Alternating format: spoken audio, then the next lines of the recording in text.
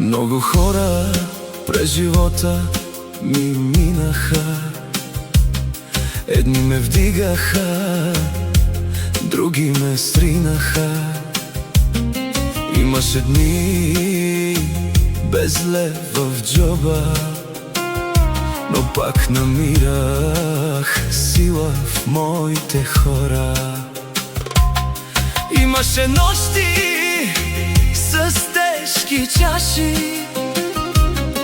и тишина, дето душата плаши.